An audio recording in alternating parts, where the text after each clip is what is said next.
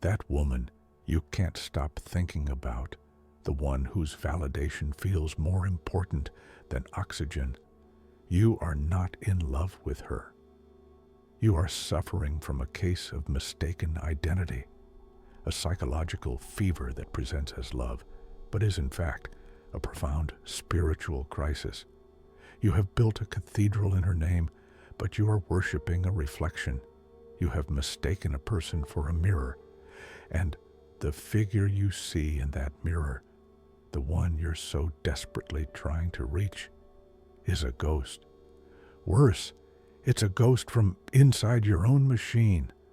This is a haunting, and you have cast this ghost onto her, forcing her to play a role she never auditioned for. This is the Anima Projection, and today we are going to teach you how to withdraw it, not so you can get the girl, but so you can finally get yourself back. Let's be honest about what this state truly is. This isn't connection, it's consumption. You consume her image. You replay conversations in your mind, not to understand her, but to analyze your own performance. You craft perfect text messages, not to communicate, but to elicit a specific response that will feed the starving ghost inside you. Her presence brings a euphoric high, her absence a crushing, unbearable low. This cycle turns a living, breathing human being into a drug. The external judgment you cast upon her, she is a goddess, she is perfect, she is the only one who can save me, is a mask. It's a beautiful, noble-sounding lie that hides a terrifying internal confession. The confession is this: I am empty. I am incomplete. I am so disconnected from the vital, feeling, creative part of my own soul that I must outsource it to someone else.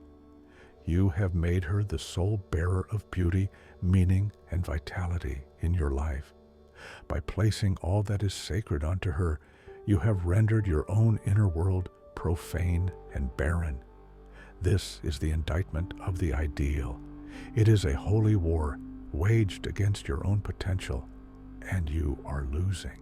Because when she inevitably fails to live up to the divine role you have forced upon her, when she reveals herself to be a flawed, complex, real human being, the cathedral you built in her name doesn't just crumble. It collapses inward, crushing you beneath the weight of your own delusion. So why does this happen? To understand the mechanism, you must understand the metaphor of the haunted mirror. Inside the psyche of every man is an unconscious feminine principle, what Carl Jung called the anima. She is not a literal woman inside you. She is the archetype of connection, of creativity, of intuition, of the soulful, non-linear parts of your being.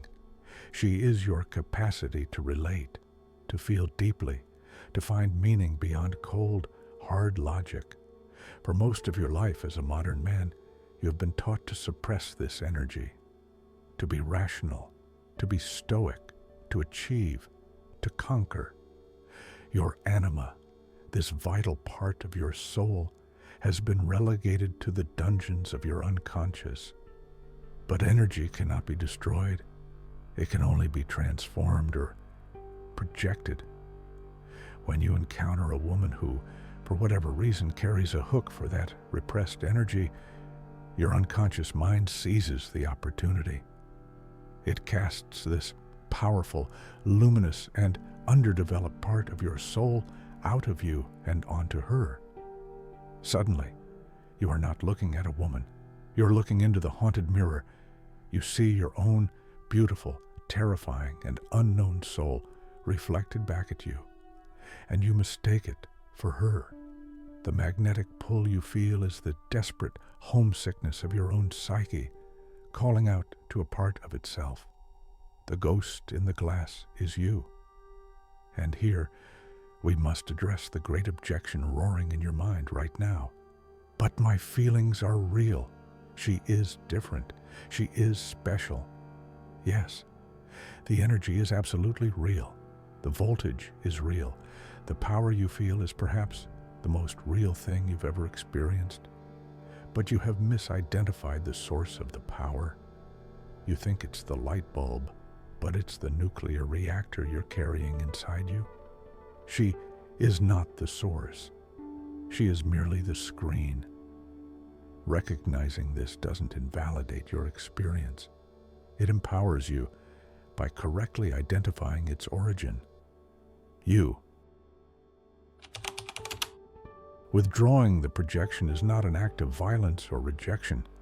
It is an act of reclamation. It is a slow, deliberate, and difficult process, an alchemical work of turning leaden obsession into golden self-awareness. It requires 3 steps. They are simple, but they are not easy. Step 1. Radical observation. You must become a scientist of your own obsession. Get a journal. Every time you feel that intense pull, that obsessive thought loop, document it. Don't judge it. Just observe it. What triggered it? What fantasy did it spin? What specific qualities did you attribute to her in that moment? You are not stalking her. You are stalking your projection. The goal is to gather so much data on the ghost that you can no longer confuse it with the person. You create a clear boundary between reality and the mirage. Step 2. Creative embodiment. The anima is pure creative energy. Right now, that energy is being poured into the black hole of your obsession. You must redirect it. Take that intense, chaotic energy and give it a body that is not a woman. Write, paint, learn an instrument, build something with your hands. It doesn't matter if you're good at it. The act of translating an internal state into an external, tangible form is how you build a container for your own soul. You give the ghost a home, so it no longer needs to haunt someone else's house. Step 3. Conscious engagement. You must build a conscious bridge to the feminine principle. This doesn't mean desperately trying to befriend more women. It means engaging with the archetype. Read poetry and mythology. Immerse yourself in art and music that moves you emotionally. Spend time in nature, not conquering it, but simply being with it. And when you do interact with the women in your life, practice seeing them. Ask questions about their inner world and listen without an agenda. The goal is not to get anything from them, but to learn to see the world through a lens that is not your default. This work will feel like turning your back on the most important thing in the world. That is how you know it is working. So what happens when the mirror is no longer haunted? What is the felt sense of this transformation? It is not a sudden explosion of enlightenment. It is a quiet return. The first thing you will notice is a sense of gravity in your own chest. The center of your world moves from out there to in here. The frantic, anxious energy of obsession is replaced by a deep, grounded sense of self-possession. You're no longer a satellite orbiting a distant star. You are your own star. The world regains its color. When one person is no longer the sole bearer of light and meaning, you begin to find light and meaning everywhere, in your work, in your friendships, in the silence of your own company. And women, they become people, gloriously, frustratingly, beautifully human. You can appreciate their beauty without needing to possess it. You can enjoy their company without an ulterior motive. You can connect with them on the basis of who they are, not what they represent for your unconscious. The pedestal is gone, and in its place, a bridge can finally be built. You will stop looking for a woman to complete you. because you will be engaged in the lifelong work of becoming complete within yourself.